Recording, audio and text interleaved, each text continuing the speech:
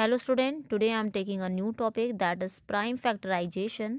Number का factorisation करेंगे by using factor tree method. So let's begin this.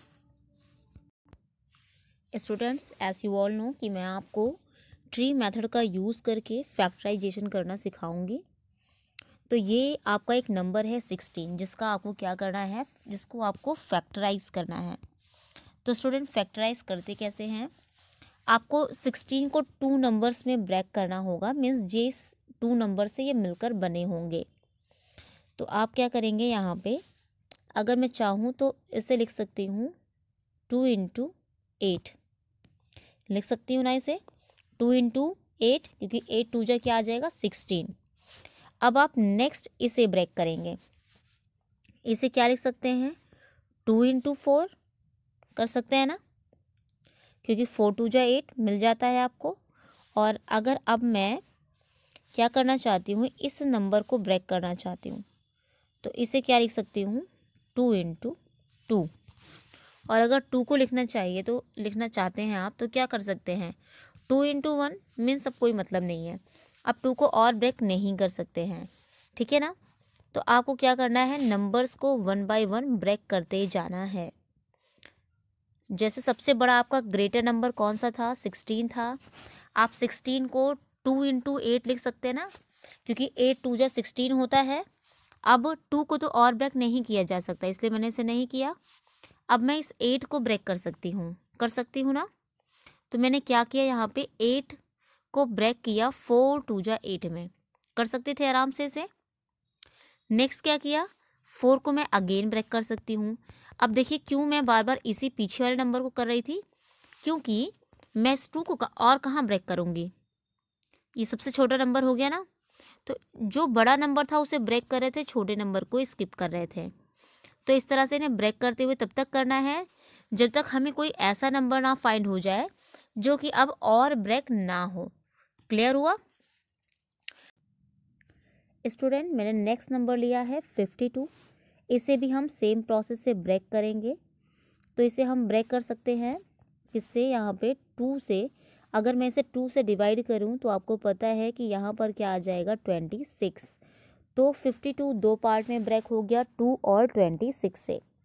अब आपको अगर याद नहीं होगा कि कैसे ब्रेक करना है तो डिफ़िकल्टीज आएगी। तो आप क्या करेंगे, यहाँ जो भी नंबर गिवन होगा उसे डिवाइड करने के लिए ट्राई करेंगे, और वो भी स्मॉलेस्ट नंबर से। मीन्स पहले आप 2 से चेक करेंगे कि क्या वो 2 से डिवाइड हो रहा है। अगर नहीं होगा तो 3 से चेक कर लेंगे, ठीक है। ऐसे आप चेक करके फिर उसे ब्रेक करेंगे। कर दिया आपने इसे। अब नेक्स्ट हम 26 को अगेन करते हैं। तो देखिए ये नंबर फिर से 2 से अगर डिवाइड करूँ मैं इसे, तो ये क्या मिल जाएगा, यहाँ पे 13, ठीक है। अब क्या मैं 13 को और ब्रेक कर सकती हूँ? नहीं, किसी भी दो नंबर को मल्टीप्लाई करके आपको 13 फाइंड होने वाला नहीं है। तो इसलिए आप क्या करेंगे, 13 को और ब्रेक नहीं करेंगे। और 2 को तो मैं कर ही नहीं सकती हूँ ब्रेक, ये आपको पता ही है कि ये तो और ब्रेक होगा नहीं। तो इस तरह से ये क्या हो गया, आपका फैक्टर हो गया, ठीक है। फैक्टर करने के बाद आपको एक चीज़ और लिखना होगा यहाँ पे 52, जो कि मैंने क्वेश्चन नंबर फर्स्ट में आपको नहीं बताया। तो क्वेश्चन नंबर फर्स्ट में भी आप सेम प्रोसेस कर लेंगे। तो यहाँ पे जितने फैक्टर हुए हैं आप इन सारे फैक्टर्स को यहाँ पर राइट कर देंगे, ठीक है। इसे नीचे राइट कर देती हूँ। जितने भी फैक्टर हुए हैं इन सारे फैक्टर को आप राइट कर देंगे। मैं एक पॉइंट आपको ये बताई नहीं थी, तो मे बी आप लोग कंफ्यूज हो रहे होंगे। क्वेश्चन नंबर फर्स्ट में भी आपको सेम वर्क करना था, ठीक है स्टूडेंट। अब मैं यहाँ पे एक और एग्जांपल लेती हूँ, जैसे कि 28। सेम वर्क करेंगे। आप क्या करेंगे, इसे 2 पार्ट्स में डिवाइड करेंगे।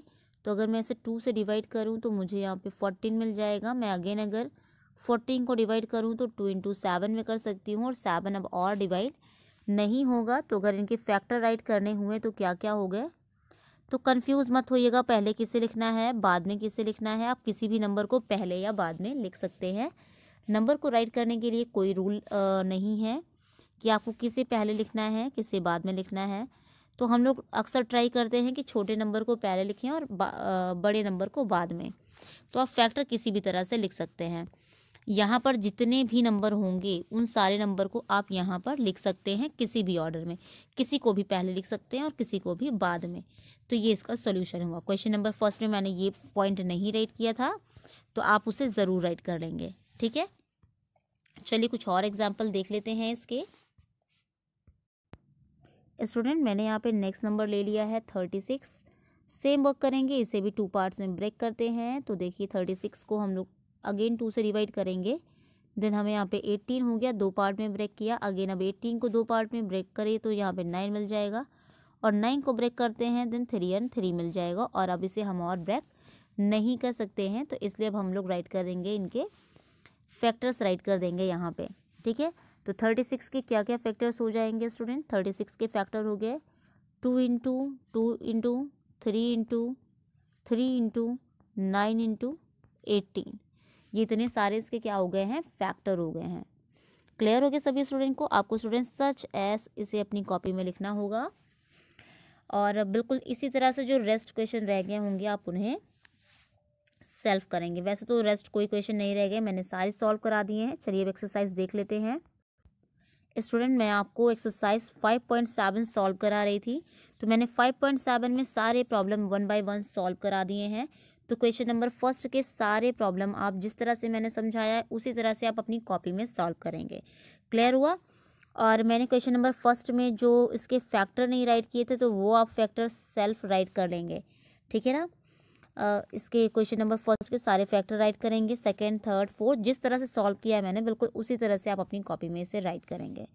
Okay student, notes enough for today, we will